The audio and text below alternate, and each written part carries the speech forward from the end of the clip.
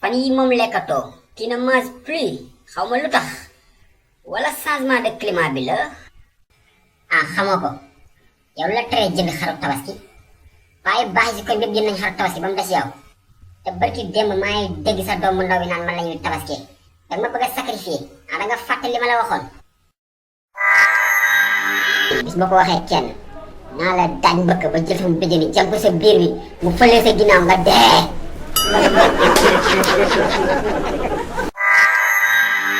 waay. yow laay waxal suluxu.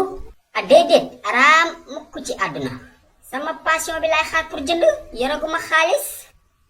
waaw waaw amul benn problème loolu du dara kay bu soobee yàlla loo bëgg laa lay defal.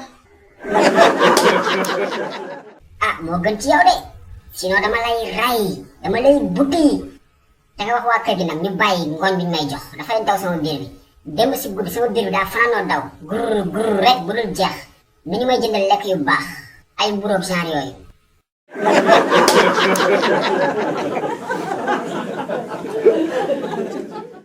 waa nijaay koy waxal sànq ba tey. waxuma ak kenn ndumbe ma ni xar bi bàyyi leen ngooñ ngeen koy jox day daw biiram bu leen ko jëndal saxari paas di leen ko jëndal li nit ñi di lekk ay mburu ay pain au lait ak ay fruits.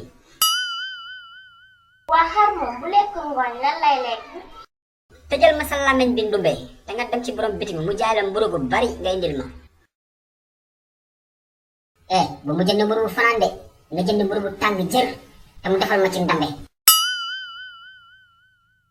wax ko balaa muy dem.